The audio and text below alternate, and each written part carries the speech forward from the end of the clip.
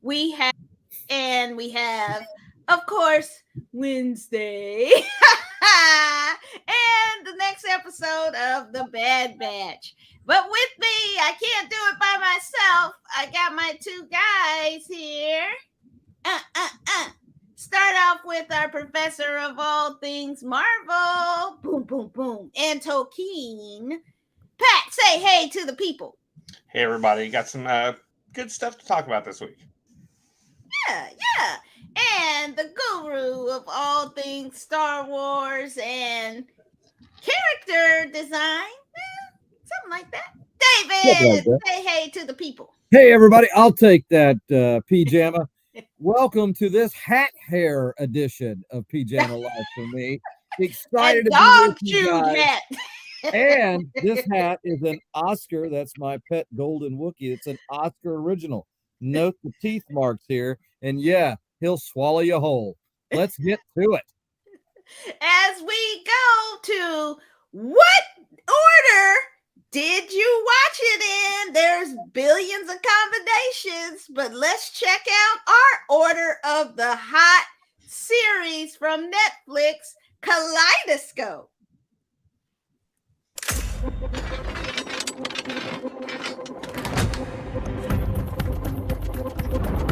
Witness a heist. 25 years in the making. Between them, they control $500 billion. The unsecured bearer bonds. What, like the Die Hard thing? Yeah, the Die Hard thing. 90 seconds. Go.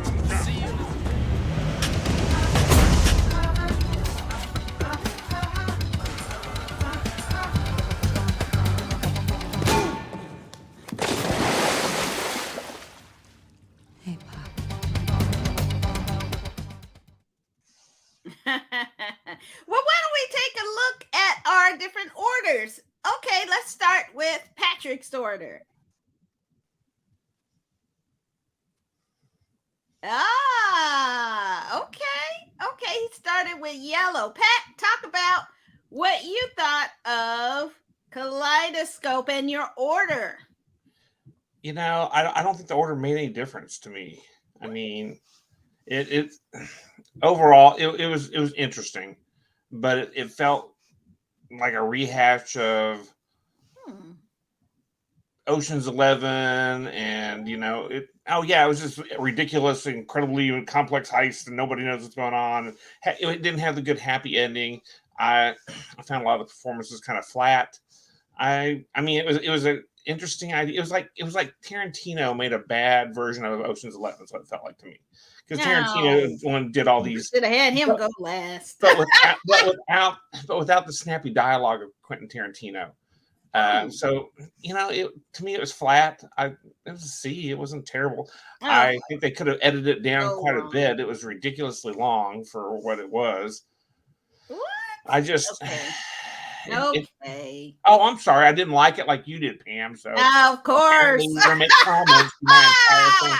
I'm gonna groan a lot when you're telling me how much you love it. Carry on, please. Hey, it's okay, kids. The parents will be fine. This is just for the show.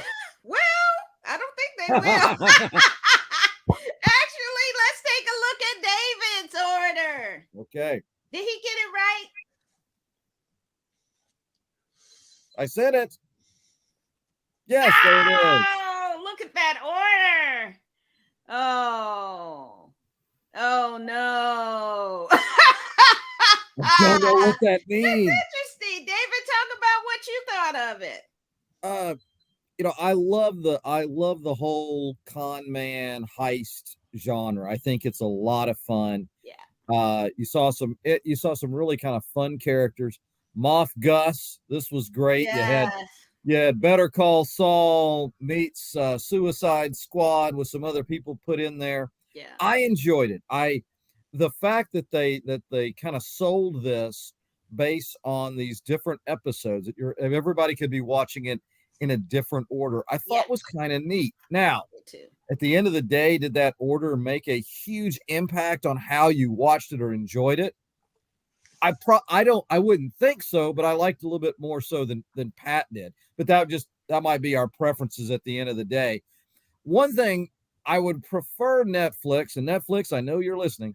I would prefer just a general randomized order for What the Hey, as opposed to anyone trying to do an algorithm about my preferences. I find that a little scary and Orwellian. Just like when I'll talk about something, and then the next thing I know, there's an ad for it in my feed somewhere. Stop listening to me like that. I mean, it's scary. But I thought this was fun. It was a neat thing. And Moff Gus is just always a delight. Oh yeah. The story was a little bit more of a downer than I would like, but nonetheless, it was fun, and it was a novel thing with these color codes. Neat try. Well, David got that part right. Well, but then he did his order right. It's funny, Dave. You always think of him as Moff Gus. Order. I always think of him as Gustavo Cream. Let's say that again, Pat. Let's see. I thought it was interesting that you think of him as Moff Gus. I was thinking of him as Gustavo Cream from Breaking Bad. No, I can't. You got to combine that. Let's show my order. I've got action figures in both, including where he kind of loses part of his head, which is a pretty awesome one. But anyway. Do we have my order? Okay. Here it comes. Wow. Yes, people, you should watch Violet first. You can end with any of the other ones, but Pink and White you should end with, I think. And then you can mix the other ones up. I thought that this was great. It was fun. It was fun to actually what I did, I didn't understand the color coding until I went online and I saw that someone had watched it 100 times or something and came up with the order in different categories. And so there was a mystery order. There was a kind of chronological order. And then there was another type of order. And then, so I watched kind of the building story is what they called it. So from kind of start to the end, but switching around Pink and White. And I thought that was really interesting because to me, if you watch it kind of that order, I think overall what it also is a story of a father and a daughter and a father's love for his daughter. And so I thought, oh yeah, that was really nice. And I love how Tarantino did in Pulp Fiction to move the story around. And so I didn't compare this to that because that's singular. I mean, it's just the icon of it. And so, but I did appreciate the multicultural aspect of it. I appreciated that everyone was flawed and that, you couldn't guess, for some of it. I know one character I guessed and I was like, they're terrible and they've always been terrible. I don't know why, somebody doesn't think they're terrible. So I had a good time with it. I really enjoyed watching all the episodes. I'm glad I watched it in the order I watched it. And I just thought it was kind of a nice way to have fun and watch something, especially a heist kind of thing where they're really so linear most of the time, to jump around and discover, different aspects of the same crime and motivations. And I was like you, David. I was kind of, the ending is kind of like, yikes. Yeah, I didn't expect that at all. And I didn't. And, well, I don't want to ruin it, but, young people are lucky. So I definitely think that it does have unexpected conclusions, to their story. So I just wasn't expecting what to happen. And I was kind of like, oh, okay. So that took it out of the ordinary for me. But definitely, I think this is something, I don't know if it's for kids because there's a lot of violence and a lot of kind of gore kind of stuff. So I don't know about that, but it's definitely, and they might not understand anyway. And they'll be asking, Mommy, what is this? Mommy, what is that? And you'll be like, okay. So definitely have fun however you watch it, but use my order for Kaleidoscope. And have some mushrooms. Have some mushrooms with your meal as long as Oh you're no. Okay. All right. So next up, we have a retelling of the Addams Family focused on Wednesday with Jenny Ortega in Wednesday. Let's take a peek. I'm not sure whose twisted idea it was to put hundreds of adolescents in underfunded schools. Wednesday is certainly a unique name. Her name comes from a line from my favorite nursery rhyme. Wednesday's child is full of woe. That finally you will be among peers who understand you. There are many flavors of outcasts here. Maybe you'll even make some friends.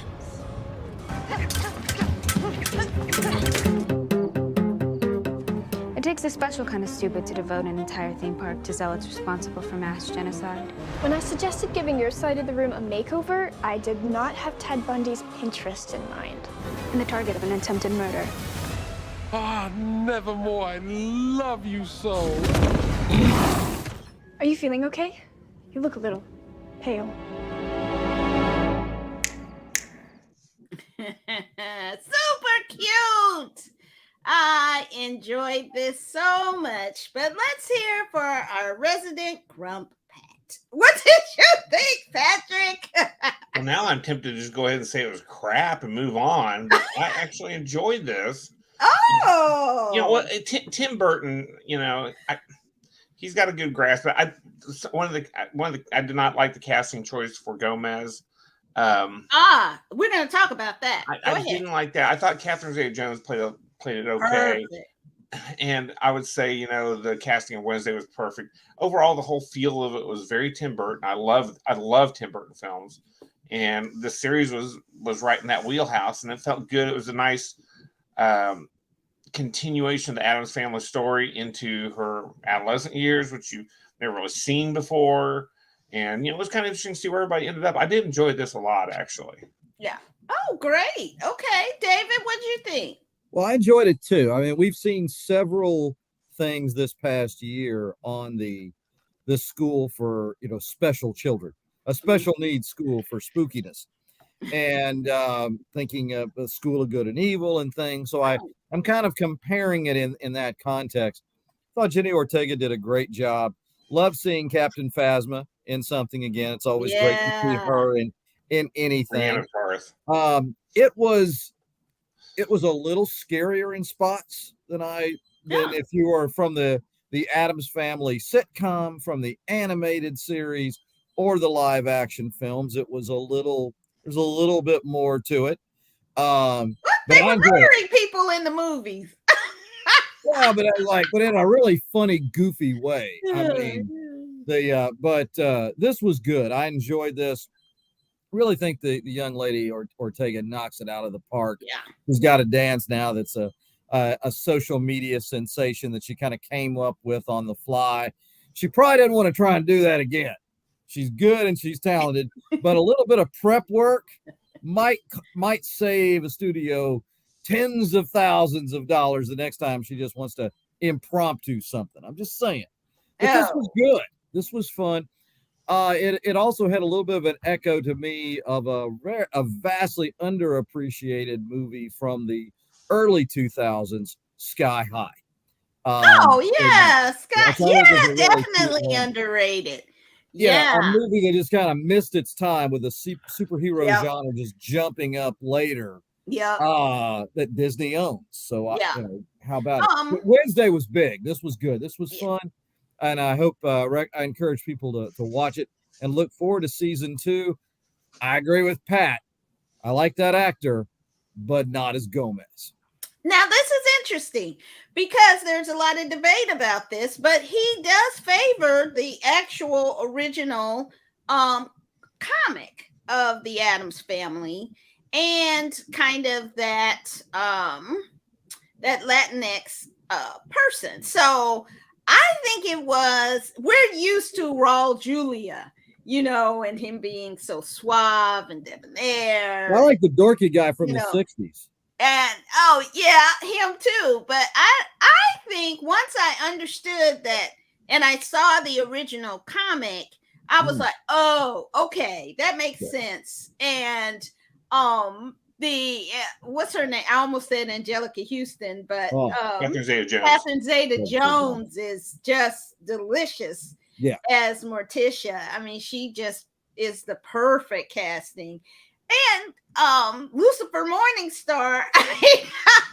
I mean, Gwendolyn Christie, she looks great, and she is kind of the perfect foil for the darkness of Wednesday and the Addams Family. But just that hint of kind of evil bad guy kind of thing. And Christina Ricci. Yeah. Back as a teacher in Wednesday is really great. And I was really pleased. Her role, I was very pleased with and really thought it was great. But this series is also by two of my favorite directors, Miller and Goff. And they did the absolutely amazing, one of my favorite, Into the Badlands.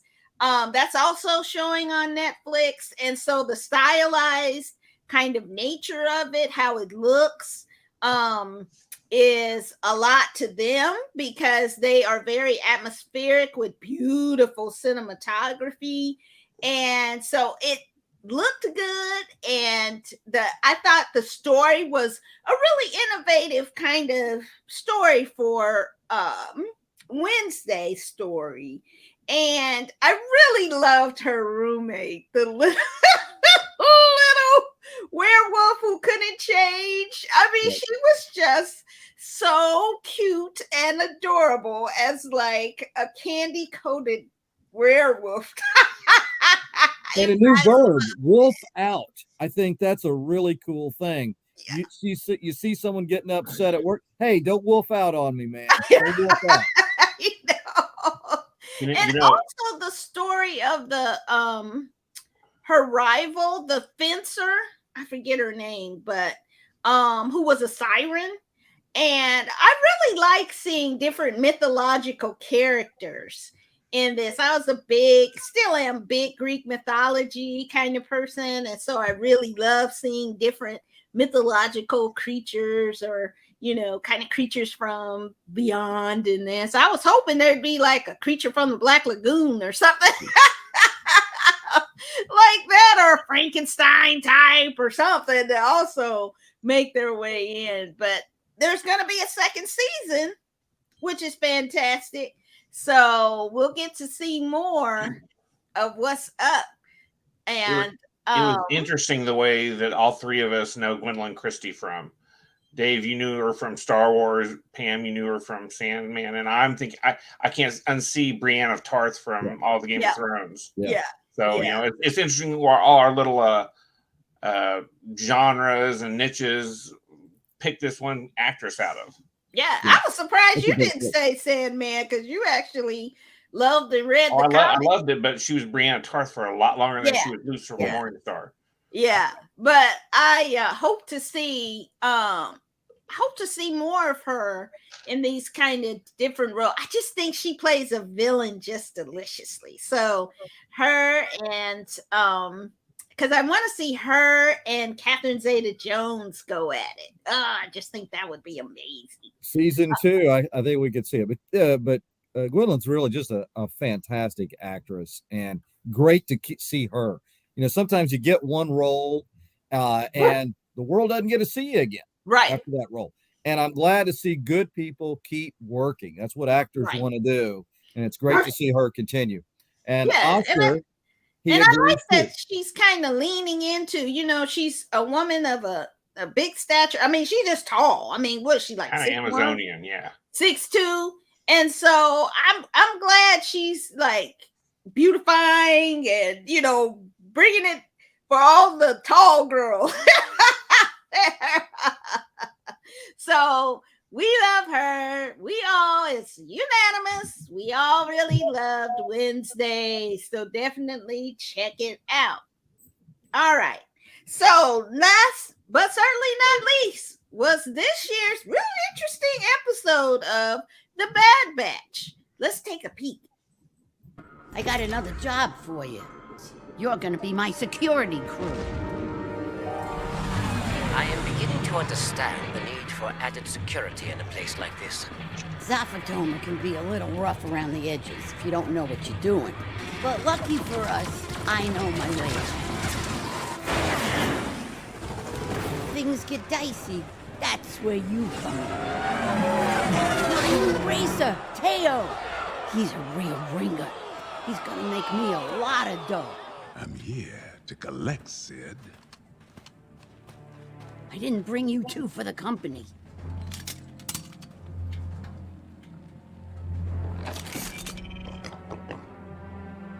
Wait. How much does she owe?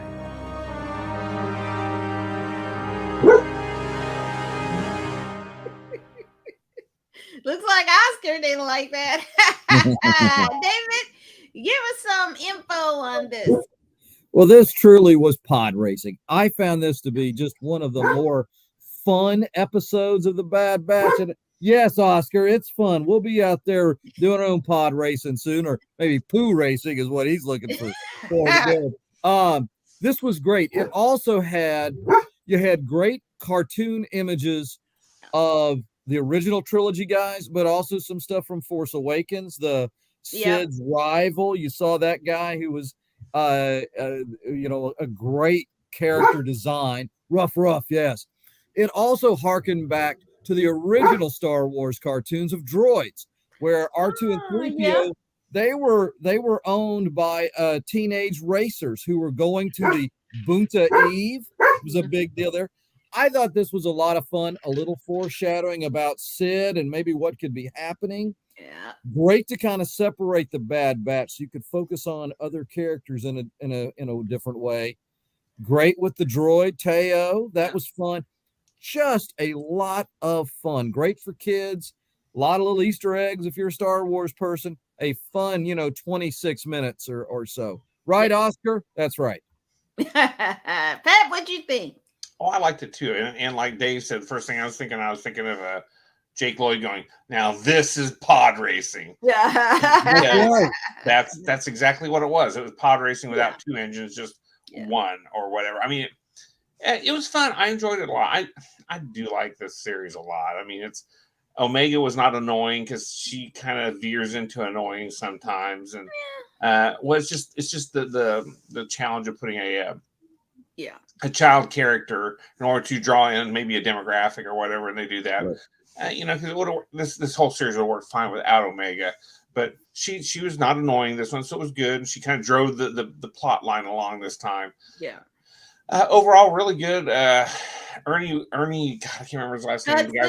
Ernie Hudson. That was the voice of the bad guy. Okay. And so it was nice to see him, or hear him at least. I gotta imagine that people that do voice work on these things, that they gotta love getting voice jobs because they can show up in the pajamas, they don't worry about makeup, they just go to the studio, do the thing, go home, get their check. I know they gotta love this stuff. And it's good to see, some of these older actors getting great work still. Yeah. I did enjoy this. I do enjoy the Bad Batch quite a bit. It's Dave Filoni showing you he still has a command of the universe that I would say he is as much responsible for as George Lucas.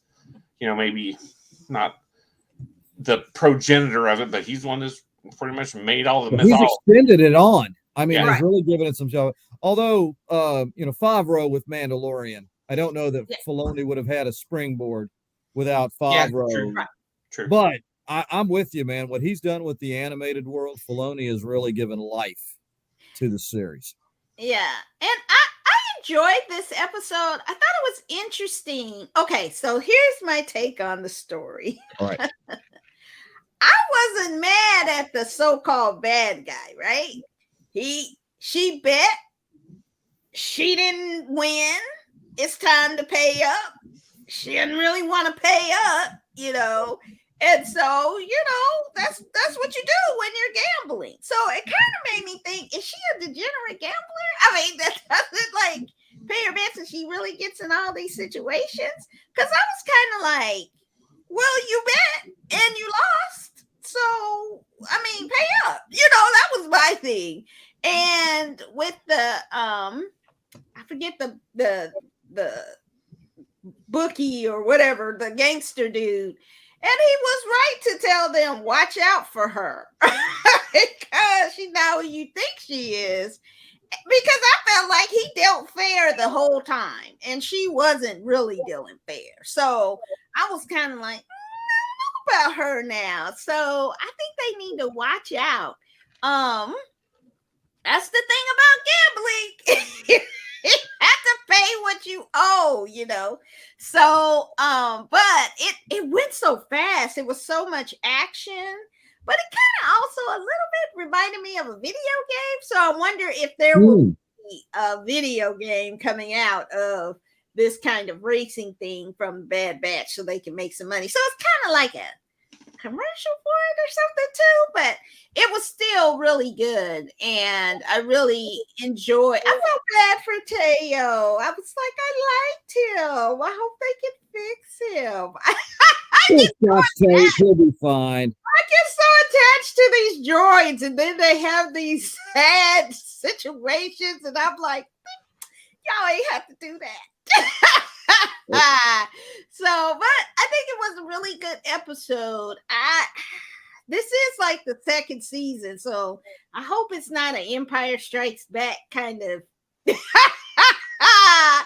negative, like something bad happens, and then the third season is the redemption season. Yeah, I don't think we'll see that. I think this will be more along with Rebels and Clone Wars, and I think greater character development if they want to continue it. And I mean, if you can create unique people out of clones, and Filoni's been able to do that. He did that for years with the other show. So yeah, I think we're in for a good treat here for this. Yeah, I do too. I'm looking forward to seeing what's gonna happen each week. So we'll see. But this season's certainly a little bit darker than the first season. So hopefully we'll get some more sunshiny shows.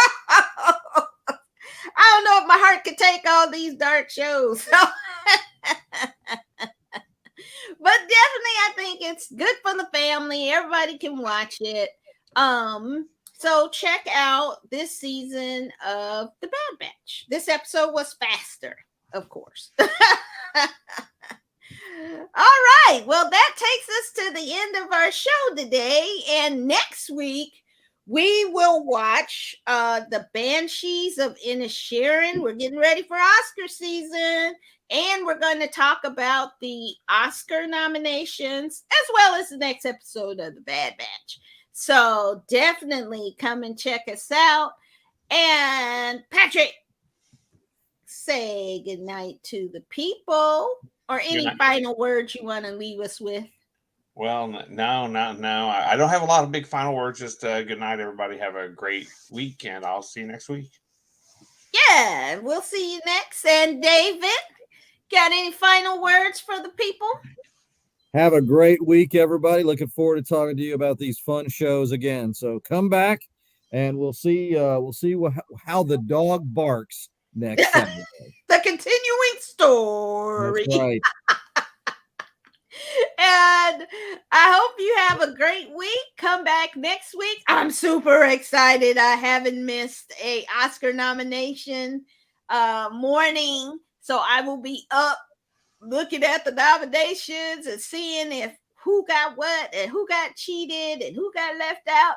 The one I'm really rooting for is R. I'm wanted to get a Best Picture nomination, Best Score, and Best Song in there. So I don't think it's going to get international because I think India did not submit it for their selection. So that's a boo. But we will see you and talk about it next week on Pajama Life. Take care.